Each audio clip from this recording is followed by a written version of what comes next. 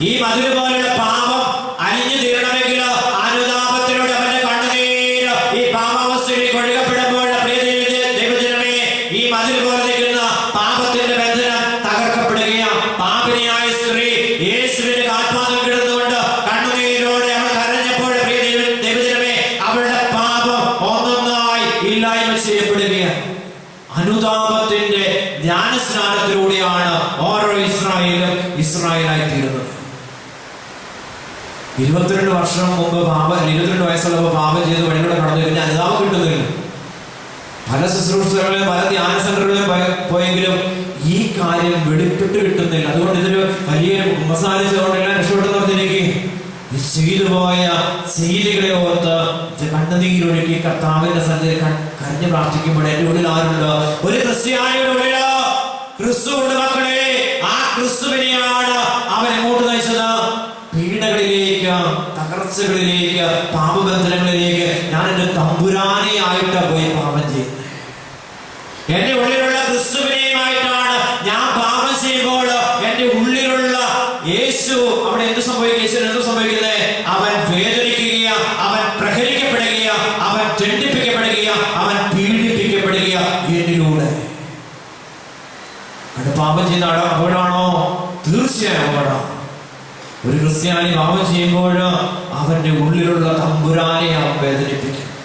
പിന്നെ നീണ്ട 16 വർഷക്കാലം എന്ത് സംഭവിച്ച വേദനയുടെ മുൾമുനയിലൂടെ നടക്കുക. കാരണം അറിയുമോ? അനുതാപം കിട്ടിയ സത്യം മനസ്സിലായി. ആ വേദനയുടെ പാപത്തിന്റെ പരിണിതഫലം ഇങ്ങനെ അനുഭവിച്ചുകൊണ്ടിരിക്കുക.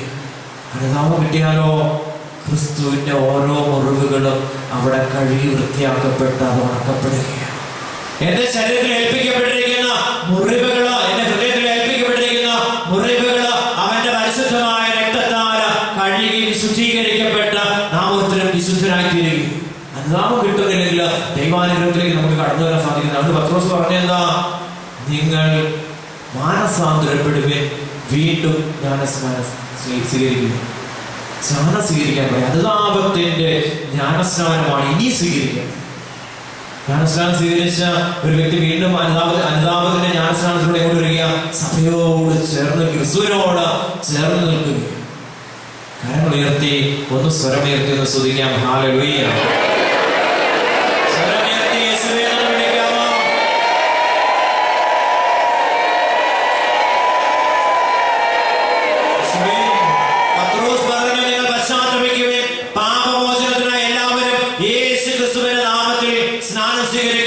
പരിശുദ്ധാത്മാവിന്റെ ദാനം നിങ്ങൾക്ക് ലഭിക്കും. ഈ വാഗ്ദാനം നിങ്ങൾക്ക്, നിങ്ങളുടെ സന്താനങ്ങൾക്കും വിദൂരസ്ഥർക്കും നമ്മുടെ ദൈവമായ കർത്താവ് തന്റെ അടുക്കിലേക്ക് വിളിക്കുന്ന എല്ലാവർക്കും ഉള്ളതാണ്. ദൈവം തന്റെ അടുത്തേക്ക് വിളിക്കുന്ന എല്ലാവർക്കും അവിടെ നിന്ന് കൊടുത്തിട്ടുണ്ട്. പരിശുദ്ധാത്മാവിനെ അവിടുന്ന് നൽകിയിട്ടുണ്ട് എന്ന് പത്രോസ് ഉറക്കെ പറയുകയാണ്. കർത്താവിന്റെ ആദ്യത്തിൽ ഒരുമിച്ച് കൊണ്ടിരിക്കുന്ന നമ്മുടെ പല സ്ഥലങ്ങളിൽ നിന്നിട്ടുണ്ട്, പല സമുദായത്തിൽപ്പെട്ടവരുണ്ട്. ഈ ആലയത്തിൽ ഒരുമിച്ചുകൂടെ കാരണമായിരിക്കുന്ന ആരാ? പിതാവ് ദൈവം നമ്മെ ആകർഷിച്ച് ഒരു കൂടാരത്തിനുള്ളിൽ ഒരുമിച്ച് കൂട്ടി രക്ഷയുടെ അഭിഷേകം നമുക്ക് നൽകി. ആരെ കൊണ്ട് നമ്മൾ നയിച്ചേ? നമ്മുടെ ഉള്ളിലുള്ള ദൈവ സാന്നിധ്യം കർത്താവിന്റെ എവിടുന്നെല്ലാം ആൾക്കാർ വരുന്നത്. ഇവിടെ അടുത്ത് ഈ ഇടവകയിലുള്ള കുറച്ച് മക്കളുകൾ, ബാക്കിയുള്ള എവിടുന്ന് വരുമോ? ദൂരദേശത്ത് നിന്ന് വരുമോ? ഇവിടെ ഒരു ശുശ്രൂഷ നടക്കുമ്പോൾ ഈ ഇടവകയിലുള്ള കുറച്ച് പറഞ്ഞിട്ട് ഈ ഇടവകയിലുള്ള ശുശ്രൂഷ വരാം, ഇടവക്കാരനാണ്. അപ്പൊ യേശു പറഞ്ഞ ഒരു പ്രവാചകൻ സ്വന്തം ദേശത്ത് സ്വീകരിക്കുമ്പോൾ അവൻ അവഗണിക്കപ്പെടും. അതുകൊണ്ട് ദൈവം എവിടുന്ന് ആൾക്കാരെ കൊണ്ടുവന്നേ? ദൂരദേശത്ത് നിന്ന് ദൈവത്താൽ ആകർഷിക്കപ്പെട്ട് ഈ കർത്താവിന്റെ ആലയത്തിൽ കൊണ്ടുവന്ന് അവരെ അനുഗ്രഹിച്ചു വിടുക. ഇത് കണ്ടുകൊണ്ട് ഇടവകയിലുള്ള കുറേയേറെ മക്കൾ ഈ ആലയത്തിലേക്ക് കടന്നു വരുമ്പോൾ അവരും ആ രക്ഷയുടെ അനുഭവം സ്വീകരിച്ചുകൊണ്ട് അവരും ആ രക്ഷയുടെ പൂർണ്ണത അനുഭവിക്കുക. ഇടവകയിലുള്ള ഒത്തിരിയേറെ മക്കൾ ഇന്ന് അനുഗ്രഹിക്കപ്പെട്ടിട്ടുണ്ട്. 7ാമത്തെ വർഷത്തിലേക്ക് 6 വർഷം പൂർത്തീകരിച്ച് 7ാമത്തെ വർഷത്തിലേക്ക് നമ്മൾ പ്രവേശിക്കപ്പെടുകയും നവംബർ 15-ാം തീയതി നമ്മൾ ആ വലിയൊരു ശുശ്രൂഷയിലേക്ക് നമ്മൾ പ്രവേശിക്കുന്നത്. 7ാമത്തെ വർഷം ആ സഹനത്തെ മുഴുവൻ 6 വർഷത്തെ ആയിട്ടുള്ള എല്ലാ സഹനങ്ങളെയും അമ്മയുടെ 7 വ്യാകുലത്തോട് ചേർത്ത്, സമരത്തോട് ചേർത്ത് നമ്മൾ 7ാമത്തെ വർഷം അമ്മയുടെ സമരത്തോട് ചേർത്ത് നമ്മൾ പ്രാർത്ഥിക്കും. പ്രതിസമയ രക്ഷാകര പദ്ധതിയിലൂടെ ദൈവം ചൊരിയുന്ന ആ വലിയ അനുഗ്രഹത്തിന്റെ പൂർണ്ണതയുടെ ഒരു വർഷമായിട്ട് നമ്മൾ ആ വർഷത്തെ കാണുകയാണ്. ഒത്തിരി ദൈവാനുഗ്രഹം വർഷിക്കപ്പെടുന്ന ഒരു വർഷമായിട്ട് നമ്മൾ ആ വർഷത്തെ നമ്മൾ കാണുകയും വിശ്വസിക്കുകയും കർത്താവ് ഒത്തിരിയേറെ അനുഗ്രഹം വർഷിക്കുക, അനേകർക്ക് ആ വലിയ കൃപ ചൊരിഞ്ഞു കൊടുക്കുമെന്ന് നമ്മൾ വിശ്വസിക്കുക. ആ ശുശ്രൂഷയെ നമുക്ക് സമർപ്പിച്ച് പ്രാർത്ഥിക്കാം. നവംബർ 15 ശുശ്രൂഷ ഇത്രയും മനോഹരമായിട്ട് ദൈവം ആഗ്രഹിക്കുന്ന രീതിയിൽ ആ ശുശ്രൂഷ നടക്കപ്പെടുവാൻ വേണ്ടി പ്രാർത്ഥിക്കാം. അതുപോലെ 1 തീയതി നവംബർ 1 തൊട്ട് 15 വരെ നമ്മൾ ഉപവാസത്തിൽ 15 ദിവസം നമ്മൾ ഉപവാസം എടുക്കും. ഇതിനുവേണ്ടി ആ വരും വർഷങ്ങളിൽ കർത്താവിൻ്റെ വലിയ കാരുണ്യം നഷ്ടപ്പെടും. അതിനുവേണ്ടി നമ്മെ ഒരുക്കുകയും ഒത്തിരിയേറെ പുതിയ മക്കൾ ആ കാലയളവിൽ നമ്മുടെ ജീവിതത്തിൽ ഈ ശുശ്രൂഷയിൽ കടന്നു വരും. അവരെ ആ പുതിയ അഭിഷേകത്തിലേക്ക് കർത്താവിൻ്റെ പരിശുദ്ധാത്മാവിൻ്റെ വലിയ ശക്തി ആവരിച്ച് അവരെ ആകർഷിക്കപ്പെട്ട് കർത്താവിൻ്റെ ആലയത്തിലേക്ക് കടന്നു വരുവാൻ വേണ്ടി അങ്ങനെ മധ്യസ്ഥം വഹിച്ച് നമ്മൾ പ്രാർത്ഥിക്കുമ്പോൾ സംഭവിക്കും, നമ്മൾ ഒത്തിരിയേറെ അനുഗ്രഹത്തിലേക്ക് ഉയർത്തപ്പെടുകയും ഈ ശുശ്രൂഷയോട് ചേർന്ന് നിൽക്കുക. ഇനിയുള്ള ശുശ്രൂഷകളിൽ ചേർന്നുകൊണ്ട് ദൈവത്തെ മഹത്വപ്പെടുത്തുവാനുള്ള വലിയ കാരുണ്യം ഇവിടെ നഷ്ടപ്പെട്ടു പോകാതെ പടിപടിയായിട്ട് നമ്മൾ മുകളിലേക്ക് കയറി ദൈവരാജ്യത്തിലേക്ക് നമ്മൾ പ്രവേശിക്കപ്പെടുകയും ഞാൻ താമസിക്കുന്ന മാന്നാനം പള്ളിയുടെ താഴെ പള്ളിയുടെ 220 നടകളുണ്ട്. അതിൻ്റെ ഒരു പകുതി നട പോലും നമ്മളായിട്ട് ഈ വെളുത്ത നട അവിടെ മേടിച്ചിടണേ പള്ളി ദേവാലയം ചെയ്യണമെങ്കിലോ ബാക്കിയുള്ള നടകളെല്ലാം നമ്മൾ കയറി ചെല്ലും. എളുപ്പമാണോ? എളുപ്പമല്ല.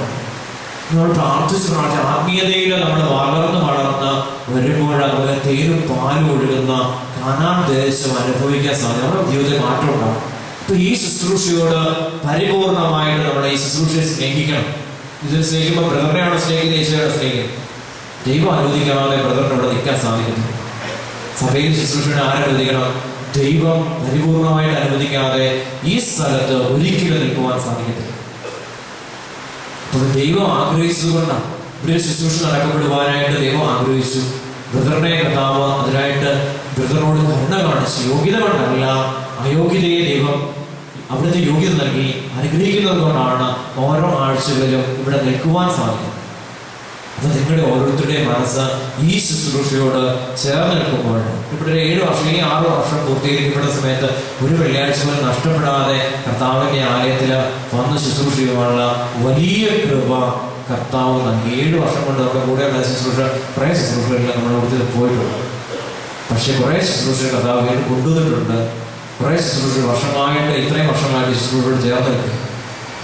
നഷ്ടപ്പെട്ടു പോകാതെ കർത്താവിൻ്റെ ശുശ്രൂഷയോട് ചേർന്ന് ഒത്തിരി അത്ഭുതങ്ങൾ അടയാളങ്ങളും കർത്താവ് കാണിച്ചത്. ഏറ്റവും ആദ്യത്തെ അടയാളം കാണിച്ച സംസാരശേഷിയില്ലാത്ത അശോകൻ എന്ന സഹോദരൻ, വിജാതി സഹോദരൻ സംസാരിച്ചപ്പോഴാണ് കർത്താവിൻ്റെ ആദ്യത്തെ അടയാളം ഇവിടെ വെളിപ്പെടുന്നത്. പിന്നെ ഒത്തിരിയേറെ കർത്താവ് അത്ഭുതങ്ങളും അടയാളങ്ങളുടെ 28-29 ക്യാൻസർ രോഗികൾ ഈ ആലയത്തിൽ കർത്താവ് സുഖപ്പെടുത്തി. അതുപോലെ മാനകരോഗങ്ങൾ, മാനസിക രോഗികൾ 3-4-5 പേരോളം 3-5 പേരോളം ഏകദേശം മാനസിക രോഗികൾ സുഖപ്പെട്ടു. ഒത്തിരിയേറെ രോഗശാന്തി എന്തുകൊണ്ടാണ് തരുന്നത്?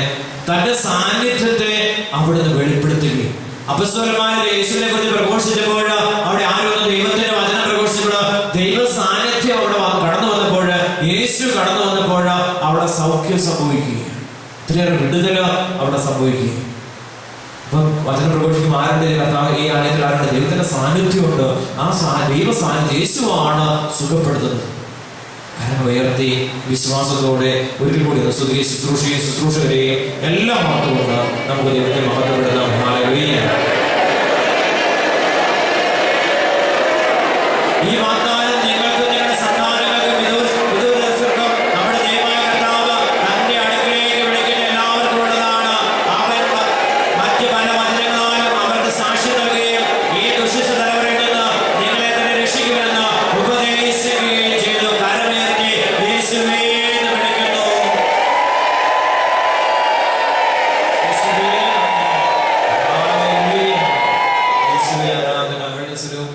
ഒരു വൈദ്യനോട് സംസാരിച്ചോ അച്ഛൻ പറഞ്ഞൊരു കാര്യമാണ്, ശുശ്രൂഷയിലൂടെ ഒത്തിരിയേറെ മക്കൾക്ക് മാനസാന്തരം സംഭവിക്കുന്നുണ്ട്.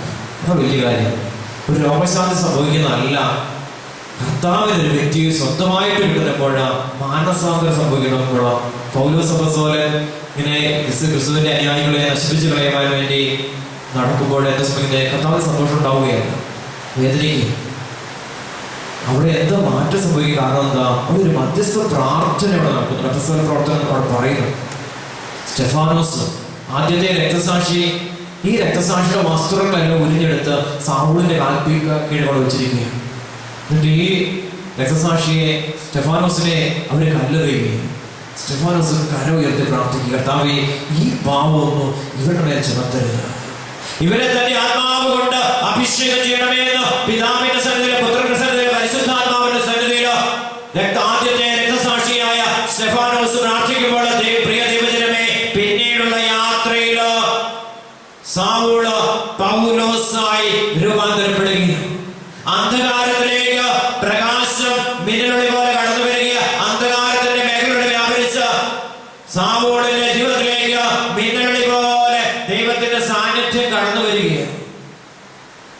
കൂടെ നിന്നവര് ഒരു സ്വരം കേട്ടപ്പോൾ, ദൈവത്തിന്റെ സ്വരം കേട്ടപ്പോൾ എന്ത് സംഭവിച്ചു? അടുത്ത നേരം പറഞ്ഞു, ഇടിമുഴക്കത്തിന്റെ ഒരു ശബ്ദം കേട്ടു എന്ന്. പക്ഷെ സൗളിന് മനസ്സിലായി, നീ പീഡിപ്പിക്കുന്ന ക്രിസ്തുവാണ് ഞാനെന്ന് അവിടുന്ന് പറഞ്ഞു. മാനസാന്തരോടെ സംഭവിക്കും. പ്രിയപ്പെട്ടവരെ, നമ്മുടെയൊക്കെ പ്രാർത്ഥനയിലൂടെ അനേക വ്യക്തി ജീവിതങ്ങള് മാനസാന്തരത്തിലേക്ക് നയിക്കപ്പെടുന്നു എന്ന് നമ്മെ ഓർമ്മപ്പെടുത്തുകയും ദൈവത്തിന്റെ പുരോഹിതം പറയും, മാറ്റം ഉണ്ടാകുന്നുണ്ട്. അവിടെ ശുശ്രൂഷ നടക്കുന്നതിലൂടെ വ്യക്തി ജീവിതങ്ങളിൽ മാറ്റമുണ്ട്. മദ്യപാനം ഉപേക്ഷിച്ചവരുണ്ട്, ജടിക മോഹങ്ങളിലൂടെ പാപങ്ങളിലൂടെ കടന്നുപോയ വ്യക്തികള് മാറ്റം സംഭവിച്ചു. ഭയത്തിന്റെ അടിമത്തിൽ കഴിഞ്ഞ ഒത്തിരിയേറെ മക്കൾക്ക് മാറ്റം സംഭവിച്ചിട്ടുണ്ട്. അവിടെ മാറ്റം ഉണ്ടാവുകയാണ്. വിശ്വാസത്തിലേക്ക്, സഭയുടെ ഗോദാസുകളിലേക്ക് അവർ പ്രവേശിക്കപ്പെട്ടിട്ടുണ്ട്. പ്രിയപ്പെട്ടവരെ, ഈ ശുശ്രൂഷ അതിന്റെ പൂർണ്ണത സ്വർഗം ആഗ്രഹിക്കുന്ന രീതിയിൽ പൂർണ്ണത പ്രാപിക്കുവാൻ എനിക്കും നിങ്ങൾക്കും കർത്താവിന്റെ വലിയ അഭിഷേകം, വിശുദ്ധിയുടെ വലിയ അഭിഷേകം നൽകണമേ എന്ന് പ്രാർത്ഥിച്ചുകൊണ്ട് കരമുയർത്തി നമുക്ക് ദൈവത്തെ സ്തുതിക്കാം. ഹല്ലേലൂയ. പീഡിപ്പിക്കുന്നവർക്ക് വേണ്ടി പ്രാർത്ഥിച്ചുകൊണ്ട്, വേദനിപ്പിക്കുന്നവർക്ക് വേണ്ടി പ്രാർത്ഥിച്ചുകൊണ്ട്, തള്ളിപ്പറയുന്നവർക്ക് വേണ്ടി പ്രാർത്ഥിച്ചുകൊണ്ട്, ഒറ്റിക്കൊടുക്കുന്നവർക്ക് വേണ്ടി പ്രാർത്ഥിച്ചുകൊണ്ട് കരമുയർത്തി അവന്റെ പ്രാർത്ഥനയോട്, പുത്രനായ യേശുവിന്റെ പ്രാർത്ഥനയോട് ചേർന്നുകൊണ്ട് ദൈവപിതാവിനെ മഹത്വപ്പെടുത്താം. യേശുവേ എന്ന് വിളിക്കാം.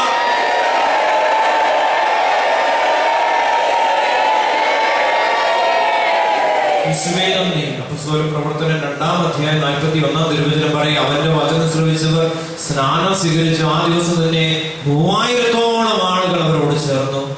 അവർ അപ്പോസ്തലന്മാരുടെ പ്രബോധനം, കൂട്ടായ്മ, അപ്പമുറിക്കൽ, പ്രാർത്ഥന ഇവയെ സദാ താല്പര്യപൂർവ്വം പങ്കുചേർന്നു. ഇവിടെ മധ്യസ്ഥ പ്രാർത്ഥനയുണ്ട്. ഈ മധ്യസ്ഥ പ്രാർത്ഥനയുടെ സമയങ്ങളിൽ അത് വ്യാഴാഴ്ച 1:30 മണിക്കൂടെ ആരംഭിക്കുന്ന ആലയത്തില് പ്രിയപ്പെട്ടവരെ, തീക്ഷ്ണതയോടെ നമ്മൾ കടന്നു വരുമ്പോൾ എന്ത് സംഭവിക്കുന്നത്? നമ്മുടെ ജീവിതത്തിൽ കൂടുതൽ കൃപ കർത്താവുന്നത്. ആർക്ക് വേണ്ടി മധ്യസ്ഥം? ഇവിടെ ചെറിയ വെള്ളിയാഴ്ച കൂടുന്ന ഓരോ മക്കൾക്ക് വേണ്ടി മധ്യസ്ഥം വഹിച്ച് പ്രാർത്ഥിക്കുക. ഇപ്പൊ നമ്മുടെ ജീവിതത്തിൽ എന്തുണ്ടാകുന്നത്? മധ്യസ്ഥ പ്രാർത്ഥനയുടെ ഒരു അഭിഷേകം വരെ നമ്മുടെ ജീവിതത്തിലേക്ക് കടന്നു വരികയും ഒത്തിരി വർഷങ്ങളായിട്ട് ഒട്ടുമേൽ നിന്ന് വർഷങ്ങളായിട്ട് ദിവസത്തിലെ കണ്ണുനീരൊഴുക്കി മധ്യസ്ഥ പ്രാർത്ഥന ഗ്രൂപ്പ് പ്രാർത്ഥിക്കുന്നതിന്റെ ഫലമാണ് നിങ്ങൾ ഇന്ന് അനുഭവിച്ചുകൊണ്ടിരിക്കുന്നത്. ഞാനും നിങ്ങളും എന്നാണ് ഞാനിവിടെ നിൽക്കുന്നതും നിങ്ങളിവിടെ ആയിരിക്കുന്നതും നിങ്ങളുടെ ജീവിതത്തിൽ ഒത്തിരിയേറെ അനുഗ്രഹം ലഭിക്കുന്നത് എന്തുകൊണ്ടാണ്? കുറേയേറെ മക്കള് ത്യാഗപൂർവ്വം ഭവനങ്ങളിൽ നിന്ന് ഈ ആലയത്തിൽ വന്ന് കർത്താവിന്റെ സന്നിധിയിൽ കരങ്ങൾ വിരിച്ച് മുട്ടുമേൽ നിന്ന് ഈ ജനത്തിന്റെ മേൽ കൃപ ചെയ്യണമെന്ന് പ്രാർത്ഥിക്കുന്ന ഒരു ഗ്രൂപ്പ് ഇവിടെ ഉള്ളതുകൊണ്ട് കരമൊന്ന് ഉയർത്തി അവർക്ക് വേണ്ടി ഒന്ന് പ്രാർത്ഥിക്കാമോ? ആ ഗ്രൂപ്പിൽ ഞങ്ങളെയും ചേർക്കണമേ എന്ന് യേശുവിനോട് പ്രാർത്ഥിക്കാമോ? കരമേർത്തി യേശുവേ എന്ന് വിളിച്ചേ.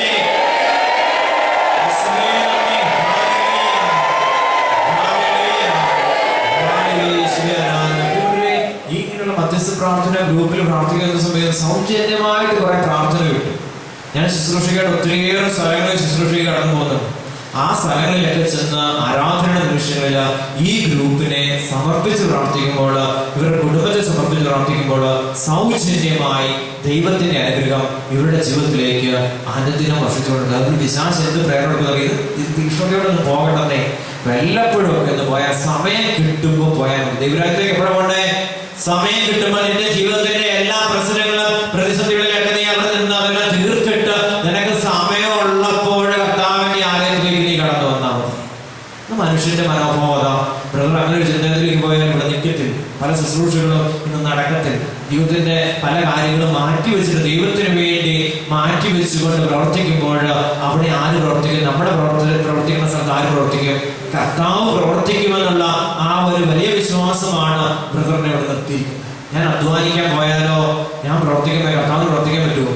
ഞാൻ അവിടുത്തെ രാജ്യവും നീതി അന്വേഷിച്ച് വ്യാപരിക്കുമ്പോൾ ബാക്കിയുള്ളവയിലെ ജീവിതത്തിൽ ആരും കൂട്ടിച്ചേർത്ത് തരും. ദൈവമായ കർത്താവ് കൂട്ടിച്ചേർത്ത് തരുമെന്നുള്ള ആ ഒരു വിശ്വാസമാണ് എന്നെ ഈ കർത്താവിന്റെ ആലയത്തിൽ നിലനിർത്തിയിരിക്കുന്നത്.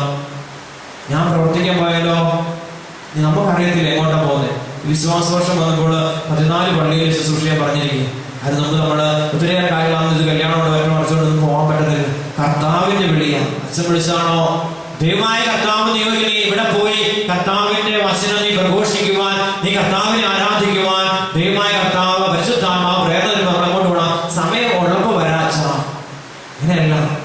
കർത്താവിന്റെ രാജ്യത്തിന് വേണ്ടി, കർത്താവിന്റെ ആ രീതിയിൽ ജീവിക്കുവാൻ വേണ്ടി ത്യാഗപൂർവ്വം ഇറങ്ങിത്തിരിക്കുമ്പോൾ നമ്മുടെ ജീവിതത്തിൽ ആര് കടന്നവരും ഈശോ കടന്നവരും എല്ലാം മാറ്റിവെച്ചിട്ടായിരുന്നു. മധ്യസ്ഥ പ്രാർത്ഥനയുള്ളവർ പ്രത്യേകം ശ്രദ്ധിക്കുക. ഈ വരുന്ന കാലങ്ങളിൽ 7 വർഷം പൂർത്തീകരിക്കുന്ന സമയങ്ങളിൽ കർത്താവിന്റെ വലിയ കാരുണ്യം കടന്നു വരുമ്പോൾ ഞാൻ എന്തുമാത്രം വിശ്വസ്തത കാണിക്കുന്നുണ്ടോ. ഇത് വ്രതങ്ങളുടെ ശുശ്രൂഷയല്ല, കർത്താവിനെ ശുശ്രൂഷിക്കുന്ന ഒരു ശുശ്രൂഷയെ. അപ്പൊ ഇവരെന്താ? ഇവര് പരിചാരകർ. പരിശുദ്ധ അമ്മയുടെ അടുത്ത് ആരെ ചോദിച്ചാൽ പരിചാരകരെ ചോദിക്കും, ഇനി ഞങ്ങൾ എന്താ ചെയ്യണ്ടേ? പരിചാരകരോട് തന്നെ പറഞ്ഞേ അവൻ പറയുന്നത് കേട്ട് പ്രവർത്തിക്കുന്നു. അവൻ പറഞ്ഞെന്താ? ഈ ജനത്തിന്റെ മേൽ ദൈവത്തിന്റെ പരിശുദ്ധാത്മാവിനെ നിറയ്ക്കുവാൻ ഈ കാലിയായ കൽഭരണികളിലേക്ക് പരിശുദ്ധാത്മാവാകുന്ന ജനം മക്കോളം നിറയപ്പെടുമ്പോൾ ഇവരുടെ ജീവിതത്തിൽ മാറ്റം സംഭവിക്കും. കഴിഞ്ഞ ദിവസം ഒരു പെൺകുട്ടിയുമായിട്ട് എൻ്റെ അടുത്ത് കൗൺസിലിംഗ് വന്നപ്പോൾ ഇവരുടെ പറഞ്ഞു കൊടുത്ത് പ്രാർത്ഥിച്ചു വിട്ടപ്പോൾ അവളുടെ ജീവിതത്തിൽ ആ നിമിഷം തന്നെ ഭയത്തിന്റെ, ആകുലതയുടെ, നിരാശയുടെ ആ രൂപി അവരുടെ ശരീരം വിട്ടിറങ്ങിപ്പോയി. മഹത്വം കടന്നു വരിക. ഞാൻ പറയുന്നത് ദൈവത്തിന്റെ മഹത്വമാണ് നിന്നിൽ വെളിപ്പെട്ടത്. അതുകൊണ്ട് നിന്നുള്ള ഭയവും ആകുലതയും നിരാശയൊക്കെ നിന്റെ വീണ്ടും ജീവിതത്തിൽ വിട്ടുമാറിപ്പോകണം, മഹത്വമായി മാറണം, ദൈവത്തിന്റെ അനുഗ്രഹമായി മാറണം. അതുകൊണ്ട് ആരും ഭയയുടെ തിന്മ അല്ലെങ്കിൽ ആരതിൽ ആ വ്യക്തി ജീവിതങ്ങളിലൂടെ തിന്മ കടന്നു വരിക പറഞ്ഞു കൊടുത്ത് നിരാശപ്പെടുത്തി ഏതവസ്ഥയിൽ കൊണ്ടുപോകും? നിരാശയിലേക്ക് കൊണ്ടുപോകും. പ്രത്യാശയുടെ വചനങ്ങൾ പ്രഘോഷിക്കപ്പെടുമ്പോൾ